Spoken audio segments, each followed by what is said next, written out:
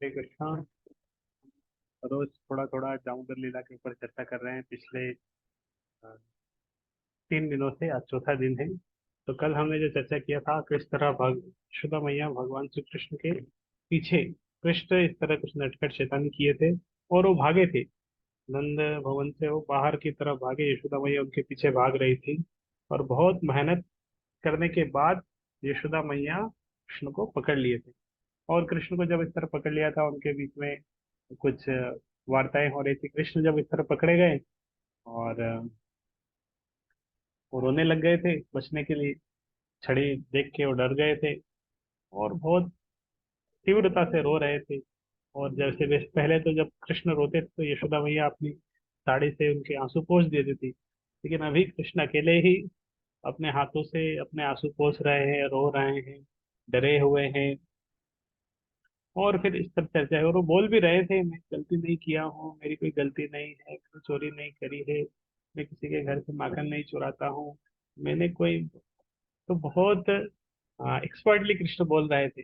और यशोदा भैया सोच रही थी ये शैतानी तो करता है, साथ में अभी झूठ भी बोल रहा है, कहाँ से ये गुण आए इसके अंदर। तो इस तरह यशोदा मैया बोल रही थी, उनके बीच में चर्चा हो रही थी। तो और कल हम चर्चा कहते कि वो बता रहे थे, कृष्ण बोले थे नहीं, मैं बंदरों को माखन नहीं खिलाया, वो तो जिसने बंदरों को बनाया उसी ने बंदरों को बांटा। इनडायरेक्टली कृष्ण सच्चे ही बता रहे कि जिसने बंदरों को बनाया है वही बंदरों को माखन खिला रहा है, मैंने नहीं खिलाया। कृष्ण ने ही बनाया है, वही खिला रहे थे।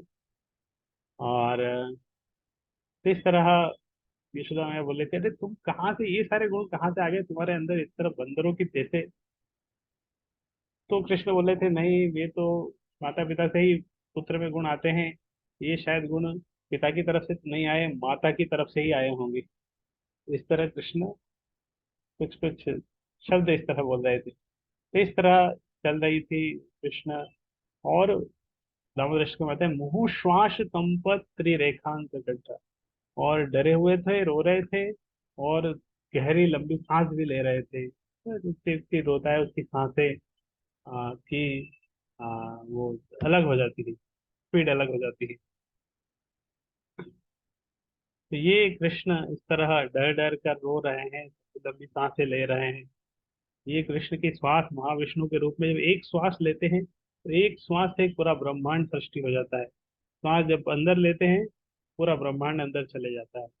इसी तरह कूर्म अवतार में जब भगवान श्वास ले रहे थे, कूर्म अवतार में जब समुद्र मंथन हो रहा था, उस अवतार में जब वो श्वास ले रहे थे समुद्र के अंदर, तो उनके श्वास लेने और छोड़ने से क्या हो रहा था, जब श्वास छोड़ रहे थे समुद्र के अंदर विशाल लहरें उत्पन्न हो रही थी।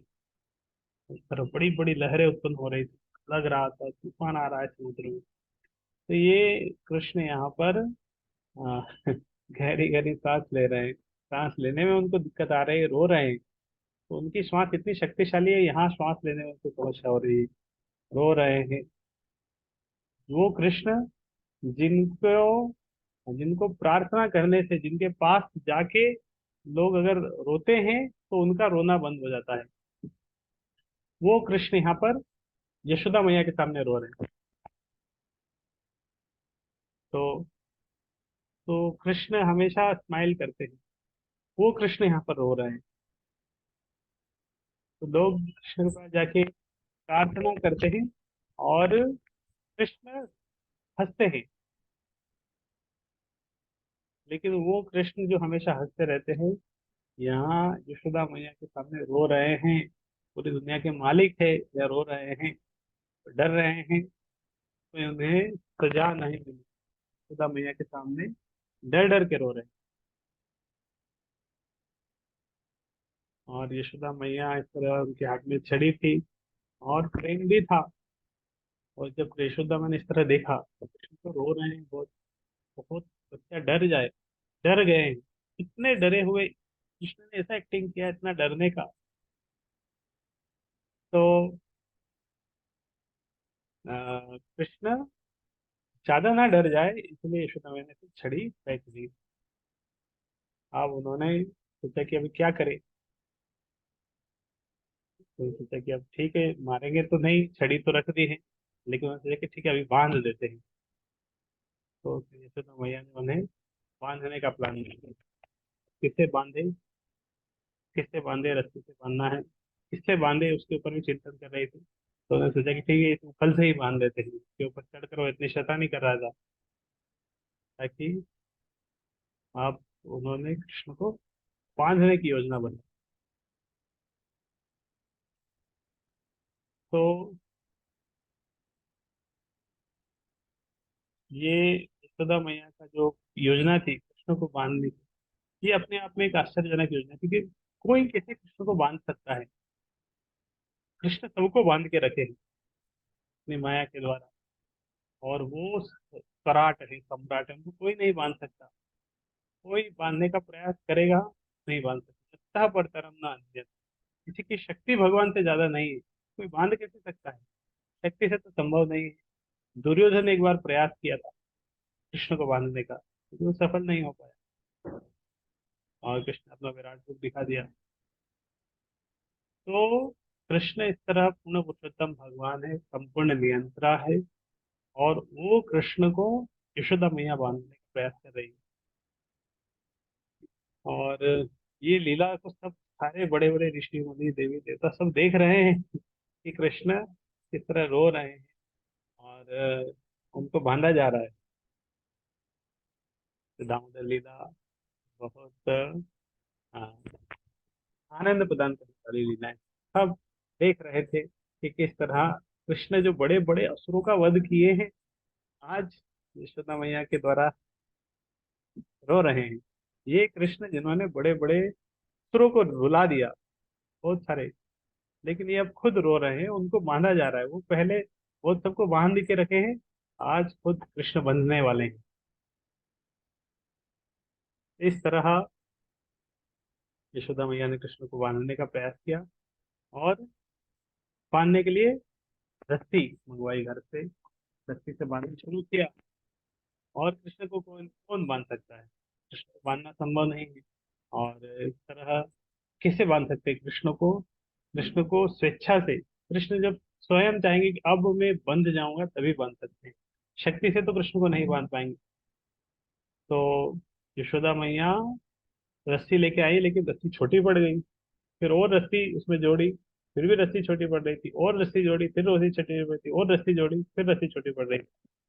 अब बार बार यशोदा मैया प्रयास कर रही है कृष्ण को बांधने का, और वो उसमें विफल हो रही है। अगर ऐसा हमारे साथ में होता कि हम एक एक कार्य को करना शुरू किए, फेल हो गया, फिर शुरू किए, फिर फेल हुआ, फिर गया, तो हमारे हमारा संकल्प, हमारा डिटर्मिनेशन वही ब्रेक हो जाता है, हम छोड़ देते हैं उसको, नहीं होगा, छोड़ दो। तो यशोदा मैया भी चाहती तो सोच सकती थी कि कृष्ण नहीं बनने वाला है, ये की माया कुछ है, ये तो हमेशा रस्सी छोटी ही पड़ रही है, एक बार छोटी बड़ी, दो बार, हमेशा ही रस्सी छोटी है, तो कृष्ण को नहीं बांध पाएंगे। तो यशोदा मैया चाहती तो इस तरह सोच के अपना कार्य छोड़ सकती, लेकिन वो दृढ़ संकल्प थी कि नहीं, कृष्ण को बांधना ही है, कुछ भी हो आज कृष्ण को बांध के रहूंगी। तो कृष्ण को बांधने के लिए उन्होंने, पूरा उनकी योजना थी, और वो प्रयास करके फिर रस्सी मंगवा रहे। तो पहले तो कृष्ण को पकड़ने के लिए बहुत मेहनत लगी यशोदा मैया की, बहुत भाग के उनके पीछे उनको पकड़ा। अब पकड़ लिया है, अब बांधने में फिर से मेहनत लग रही है। और कृष्ण देख रहे हैं कि यशोदा मैया कितनी मेहनत कर रही है, थक गई है, पसीना आ रहा है, और ऑब्जर्व कर रहे हैं। और यशोदा मैया भी आश्चर्य में थी कि क्यों रस्सी छोटी क्यों पड़ रही है, और रस्सी लेके फिर छोटी पड़ रही है। और इस तरह बहुत प्रयास किया यशोदा मैया ने, और हमेशा 2 फिंगर शॉट, रस्सी 2 उंगली छोटी पड़ जाती थी। हमारे आचार्य बताते हैं कि वास्तव में 2 उंगली क्या है, दो चीज है जो मिसिंग होती है, जिसके द्वारा हम कृष्ण को नहीं बांध पाते। अगर वो दो चीज रहेंगी तो हम कृष्ण को बांध पाएंगे। तो वो दो चीज क्या है, एक है आ, हमारा प्रयास, हमारी मेहनत, और दूसरी होती है कृष्ण की कृपा। तो जब दोनों मिलती है, जब हमारी मेहनत और भगवान की कृपा दोनों और होंगे, तो हम कृष्ण को बांध पाएंगे। तो यहाँ पर शुरू शुरू में 2 उंगली, 2 फिंगर शॉर्ट थी, लेकिन यशोदा बहुत मेहनत की, तो 1 फिंगर उससे कम हो गई। क्योंकि जब यशोदा मैया बहुत मेहनत करी, उन्होंने पहला पार्ट किया, और जब यशोदा ने मेहनत किया, उनकी मेहनत को देख के भगवान श्री कृष्ण ने कृपा भी करी। कृपावश वो बनने के लिए तैयार हो गए। तो ये दोनों टू फिंगर पहले शॉर्ट थी, लेकिन बाद में शॉर्ट शॉर्ट नहीं रही है, पूर्ण हो गई। ये जो दो चीज थी, दो फुलफिल, दो रिक्वायरमेंट थी, उसके अंदर फुल हुई। यशोदा मैया ने मेहनत करी कृष्ण को बांधने की, कृष्ण को पकड़ने की, और बहुत मेहनत करी। और उन्होंने मेहनत के साथ कृष्ण को बांधने का प्रयास कर रही थी। उन्होंने अपना डिटर्मिनेशन छोड़ा नहीं, घंटों प्रयास किया कृष्ण को बांधने का। घर से रस्सी मंगाई, गौशाला से मंगवाई, और फिर जब इतना मेहनत करी, इतना प्रयास किया, तो कृष्ण बंधने के लिए भी तैयार हो गए। कृष्ण ने देखा उनके संकल्प को कि यशोदा मैया इतना मेहनत कर रही है, तो अभी बंध जाना चाहिए। तो कृष्ण ने कृपावश स्वेच्छा से बंधने को तैयार हो गए। तो कोई भगवान को शक्ति से नहीं बांध सकता, लेकिन भक्ति से बांध सकते हैं। तो कृष्ण शक्ति से नहीं बनेंगे, शक्ति में वो सर्वशक्तिमान है, लेकिन भक्ति से बन जाएंगे। भक्ति जब आएगा तो कृष्ण सर्वशक्तिमान होते हुए भी बोलते हैं भक्त्या माम अभिजानाति, या अहम भक्त पराधीन। कृष्ण बोलते हैं अहम भक्त परिधान, मैं अपने भक्तों के द्वारा नियंत्रण में आ जाता हूँ, भक्तों के नियंत्रण में आ जाता हूँ, अहम भक्त पराधीन। तो कृष्ण जो किसी के अधीन नहीं है, लेकिन भक्तों के पराधीन है। तो भक्ति के द्वारा बंध जाते हैं। तो यशोदा मैया ने श्री कृष्ण को अंत में बांध लिया, लेकिन किसके द्वारा? भक्ति के द्वारा, भक्ति बद्धम।